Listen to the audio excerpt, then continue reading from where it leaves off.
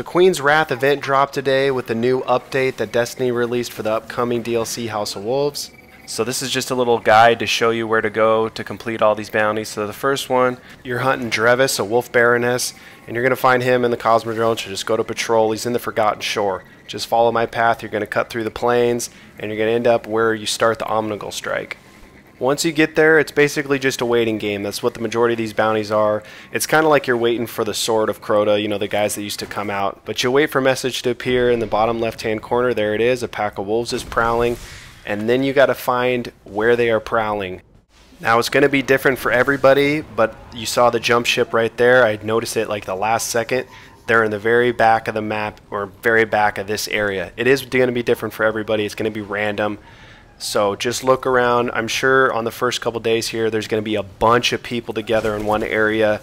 And then you're going to run into these guys that got these scorch cannons. We're going to finally get to actually use them before the official DLC launches. And this thing's pretty fun to use. It's kind of a piece of junk compared to like Gjallarhorn and whatnot, but it's something new. It's a new ripple. It's fun to dick around and mess around with it. And so drop ships will keep coming. You'll keep getting messages in the bottom left-hand corner that said the wolves are frenzied. You're going to have to battle a couple waves until the bounty guy shows up. And these guys are actually kind of tough, so hopefully you've got some other people to mess around with. I mean, if you have Gjallarhorn, you'll be fine, but if you have some really crappy weapons or you've been juked by Destiny's random drops, it's going to be a kind of a challenge to take these dudes down. They are pretty tough. And here's Drevis, the final wave. And I got Gjallarhorn out, but I already ran out of rockets. And me and Ipecac over here, I don't know who this guy is, a rando. I'm surprised we didn't have more people. But there he is. We're beating him down in the lake, or the ocean. I didn't even know we could go down here. I'm surprised I didn't run into an invisible wall. But I just take out Felwinter's Lie, and we just teabag him real quick. And there you go. That's the first bounty done. The second Queen's Wrath bounty, you're going to the Skywatch. This is where the original loot cave was at. If you don't know where that is, just follow me. We're going through the plains again. You're going to go through all that dark room, the hive area from the first couple missions, the pamphlet missions that this game considers story. And you're going after Calix 12? Probably butchering all these names. I don't know, but he's a servitor. He's in the Skywatch. Some of these take a while to pop up. The pack of wolves is prowling, message popped up. There's a few other guys with me this time. But we were probably here for a good 12 minutes waiting for this thing to drop. So just have some patience, hang out, complete some other bounties in the meantime while you're waiting, because it does take a while for the new event to launch in the area. And we were looking around. We thought a drop ship would pop in, and we couldn't find it anywhere. I mean, we were looking for a good minute here. So we did find him in the way back where Urzok kind of spawns. Well, the majority of the time Urzok spawns in this little back corner area, and good thing he didn't spawn during that, because that would have been a pain in the ass trying to take these dudes out and Urzok at the same exact time.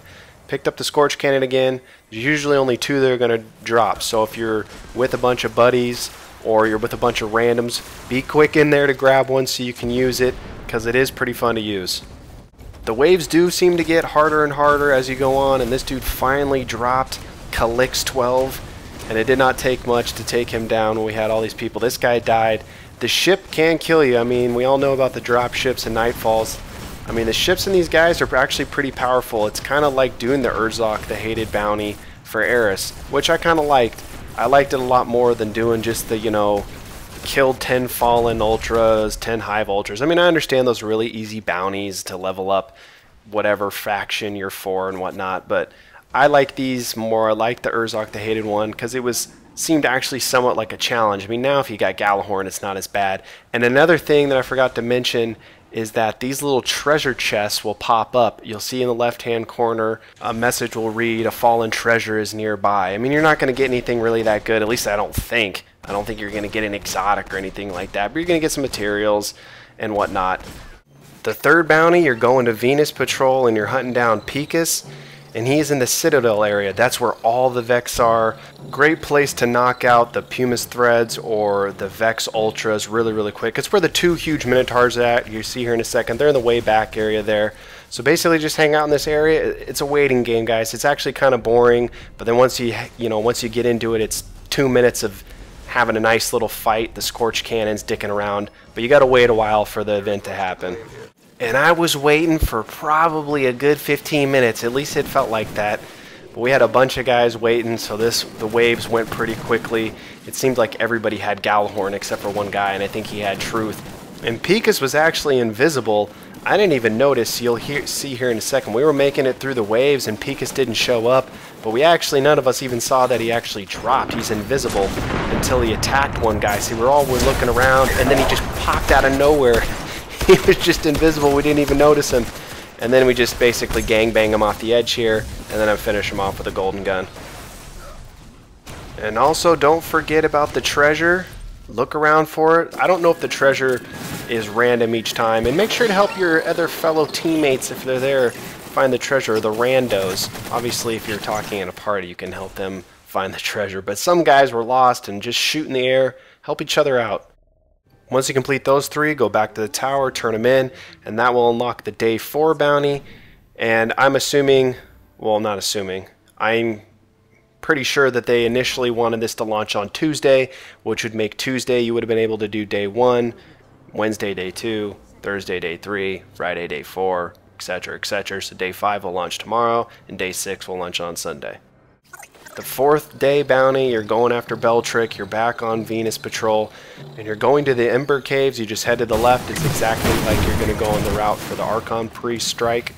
And sure enough, I had to wait about 15 minutes. I must have just got there when the event ended, but I was the only one here, so I got to use both Scorch cannons that dropped, which was dope. There was another dude. He was a level 12, though. I wasn't sure what he was doing.